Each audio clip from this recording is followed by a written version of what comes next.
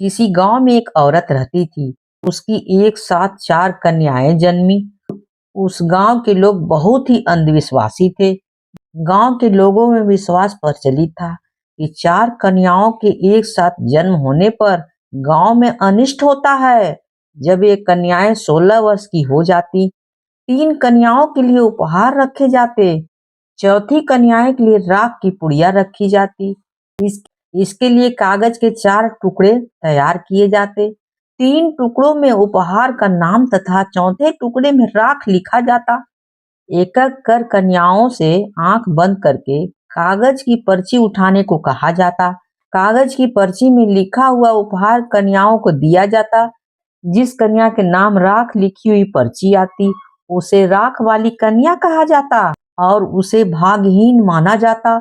जब उस औरत की कन्या 16 वर्ष की हो गई, तो परंपरा के अनुसार 4 कागज की पर्चियां तैयार की गई।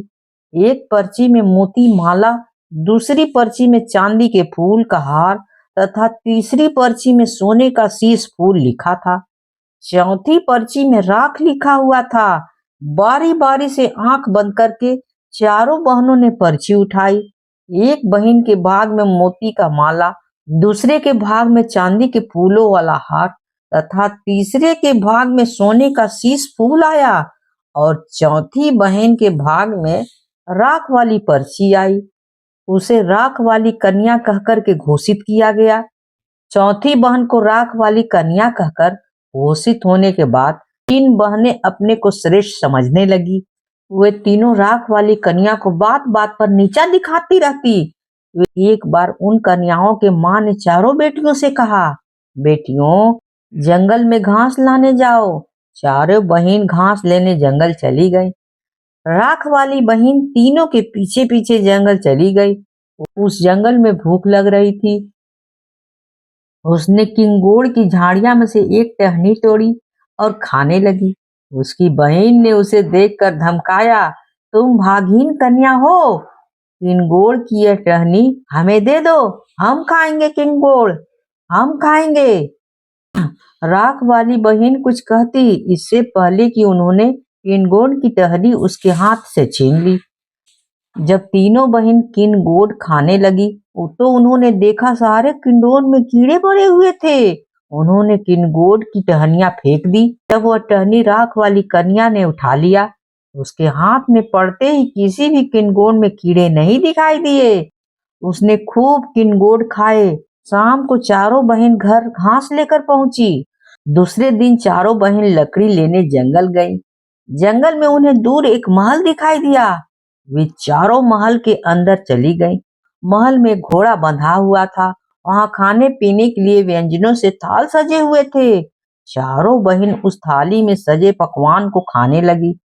तीनों बहन ने राख वाली बहन को पकवान खाने नहीं दिया। तीनों बहनें पकवान को खाने लगी। राख वाली बहन वहां से उठकर चली गई। महल के अंदर वह दूसरे कक्ष में गई।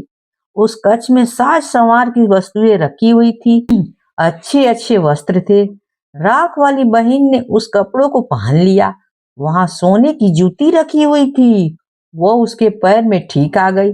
राख वाली बहन श्रृंगार कक्ष से बाहर आई तो उसने आगे एक विशाल सभागार देखा। वहां पर उत्सव जैसा माहौल था। वहां एक राजकुमार खड़ा था। उसने सेहरा बांध रखा था। उसके बगल में एक महात्मा खड़े हुए थे। राख वाली लड़की को देखकर महात्मा ने राजकुमार से बोला, राजकुमार अक्षत, देखो वह तुम्हारी दुल्हनिया आ रही है। राजकुमार ने कहा कि वही मेरी दुल्हनिया है, मैं कैसे मान लूं? हो सकता है कोई दूसरी कन्या सच समझकर आई हो।